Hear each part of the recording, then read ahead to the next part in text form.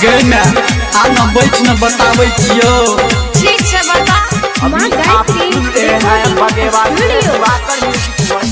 माई के हम बियाह करबो वो छौड़ी से बियाह करबो। केकरा से रे? माई के हम बियाह करबो वो छौड़ी से बियाह करबो। बाबू से कही के बात पटा ले नहीं त न कहियो हम मरबो। माई के हम बियाह करबो वो छौड़ी से बियाह करबो। माई के हम बियाह करबो वो छौड़ी से बियाह करबो। कान खोल के सुन ले। इलाका किसी का हो धमाका दिवाकर दीवाना भाई का ही होगा। बादल स्टार धर्मेंद्र निर्मलिया।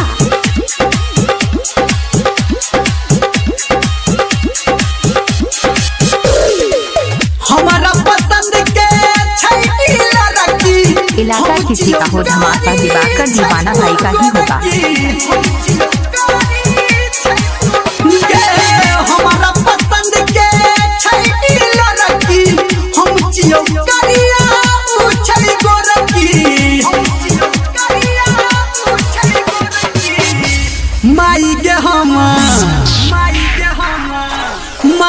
हम ओ बोल ना।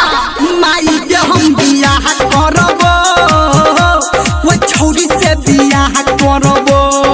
दूर जो। माई के हम बियाह करबो वो छौड़ी से बियाह करबो। अरे छोरी के घर कहाँ छे? अभी अपने सब सुन रहे थे दिवाकर म्यूजिक वर्ल्ड के शानदार प्रस्तुति। अभी आप सुन रहे हैं सावरिया म्यूजिक।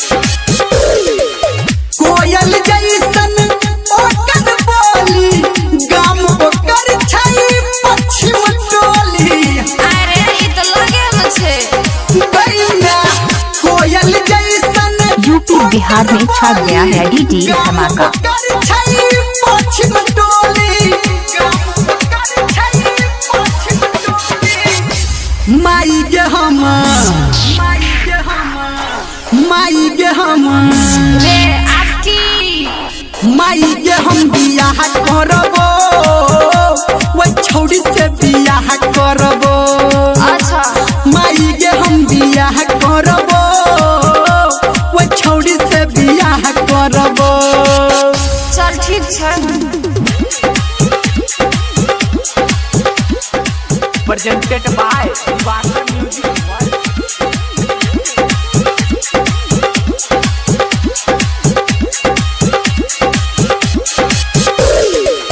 धर्मेंद्र मीरा मलिया कहतौ गौतम संजय मामा अगुआ रहतौ।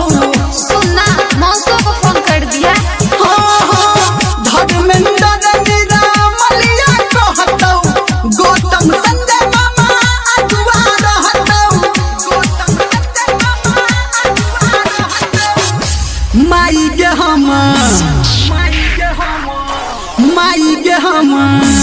अरे बुझलियो ना बियाह करबे। माई के हम बियाह करबो वो छौड़ी से बियाह करबो।